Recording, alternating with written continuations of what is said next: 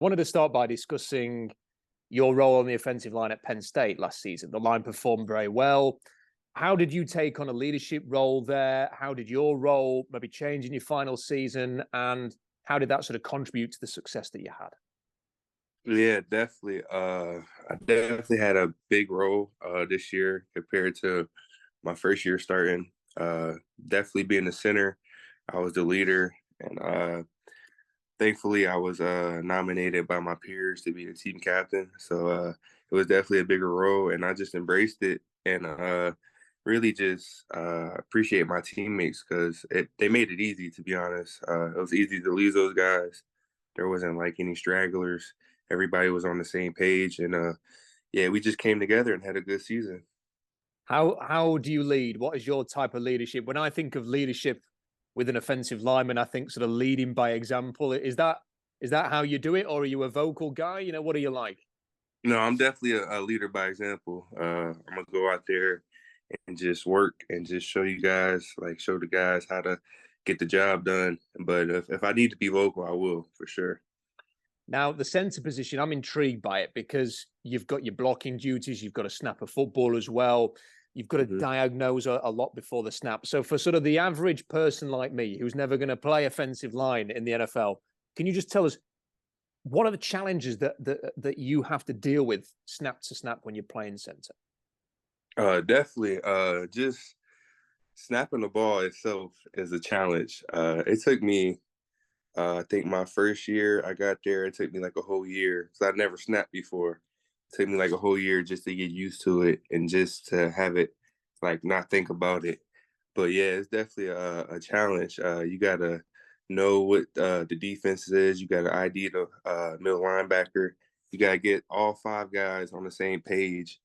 And like you said, you have to snap it, and then not only do you have to snap it, you have to block a 300 to 350 pound person. So yeah, it's definitely a challenge, but it's fun. It's definitely fun. And everybody wants to finish their college career in the right way. So, how special was it to win a Rose Bowl to finish up at Penn State? Yeah, no, it was definitely a special moment. Probably my best moment at Penn State.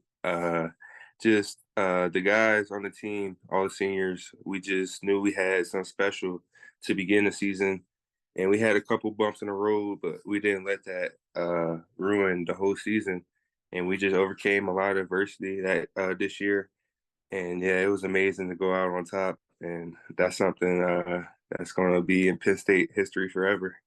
And was it emotional? When you have that final game for Penn State and you have a great win like that, what are your emotions like after that game?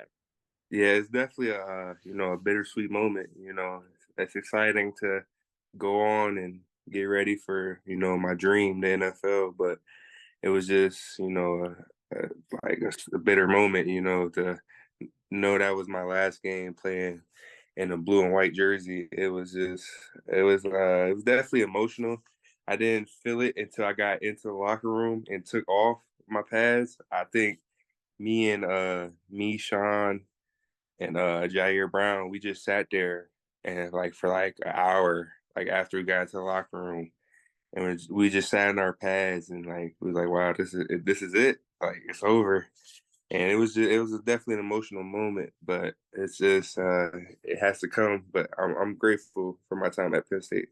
Can I ask you about Jair Brown? It's sort of well understood that he's quite a big personality and a big time leader in that Hmm. Penn State locker room. So what was he like to play with? Oh yeah, it was incredible. To see him, he came from JUCO, Lackawanna. To see him grow as a player and as a leader, it was amazing.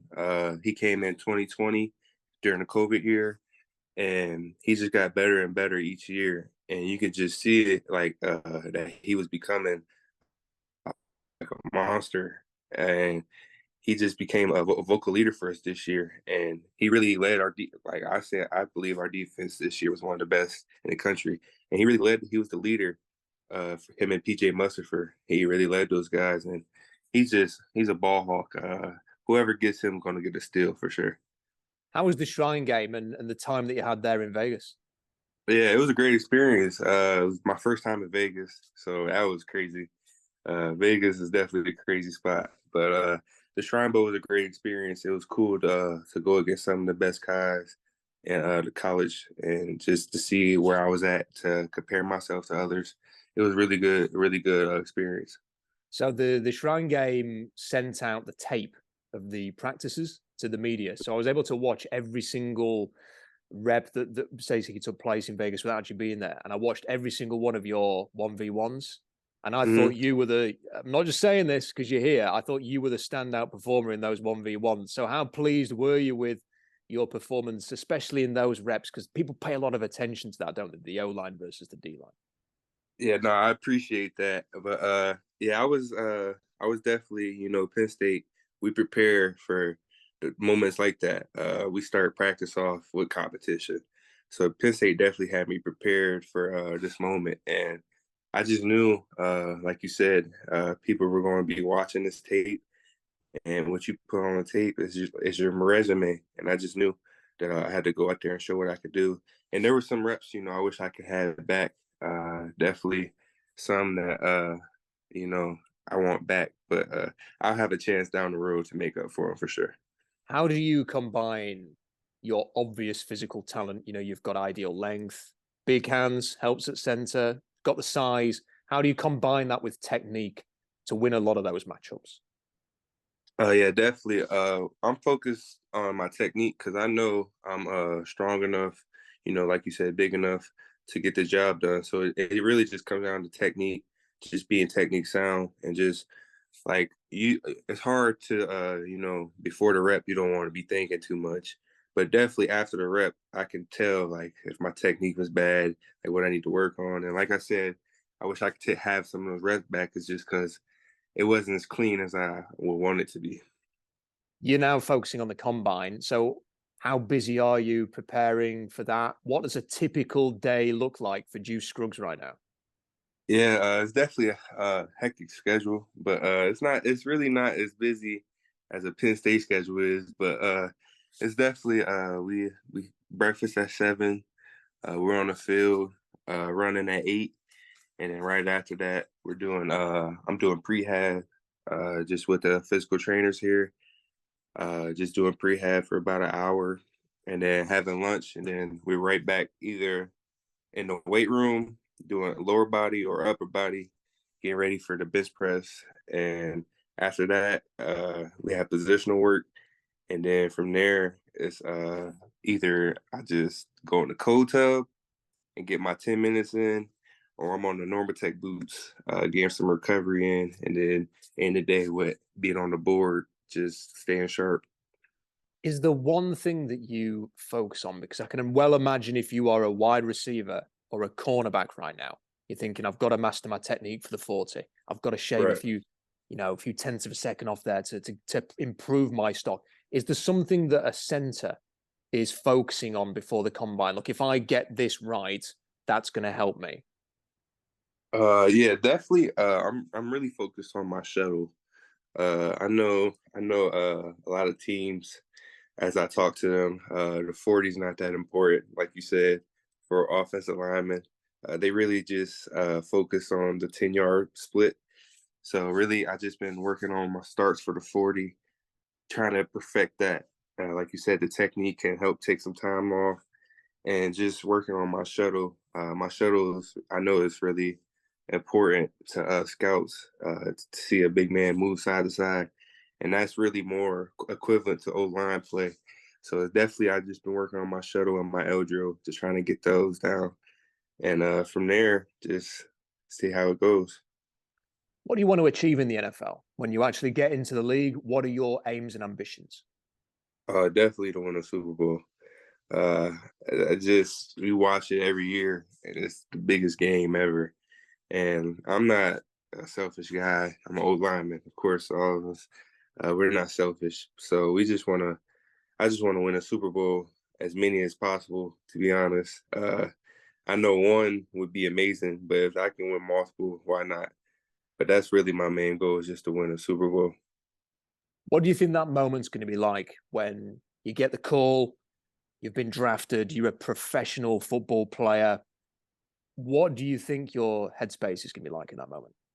Man, it's funny because my parents actually asked me this, and I just try not to think about it until the time comes. But I just know it's gonna be a unbelievable moment. I'm gonna be overwhelmed with joy. I'm trying not to cry because it's definitely gonna be emotional. Been working for this since I was probably 7 or 8 years old, and I just know that it's gonna be a special moment. But I just know that once that call happens, it's time to work. That's when the work starts, and I just want to get to wherever I'm going right away, get settled in, get right to work. And a lot of teams will say, probably during the process, if we draft you, what are we going to get? How are you going to answer that question, Juice? Definitely, you're gonna get a hard worker. You're gonna get a guy that's gonna be the same person every day. What you see is what you get. I'm gonna come in, try to be 1% better every day, and I'm just gonna give the organization everything I got. Because at the end of the day, it's all about winning. So whatever I can do to help the team win, that's what I'm gonna do. No matter what I have to sacrifice, no matter what I have to do, I'm gonna put the team first always. Two final questions. Who is a teammate at Penn State that deserves more attention? That as we look towards the draft, someone you've played with, you think, do you know what? That's a guy who deserves a little bit more love in the media as we look forward to these players turning pro. I got two guys. Uh, Number one, PJ Mustipher. Uh, we came in college together. He made me a better player for sure, a better offensive lineman definitely. And we had tons of battles. It was the definition of iron sharper iron.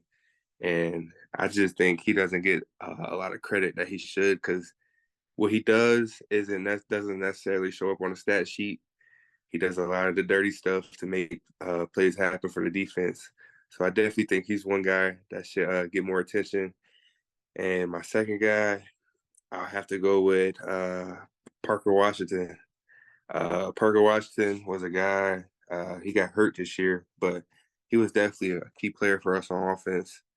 Uh, Definitely, I believe was our best receiver option for sure. And he just pushed in work. I remember there'd be times when I'm, doing extra stuff, thinking nobody's there, and I look over and Parker's right there. Him and Mitchell Tinsley, they were always there getting extra work in, and he's a guy that's wherever he goes, it's going to be a steal for sure. And the final question, you faced a lot of big name opponents in the Big Ten, a lot of very talented defensive linemen. Who was the toughest opponent that you came up against and why? This year, Yeah, let's go with the most recent season. okay. Most toughest, I would say, Mozzie Smith from Michigan is a guy that if you're too high, he could get under you and drive you back. And I knew that watching him on film. You could see powerful guy.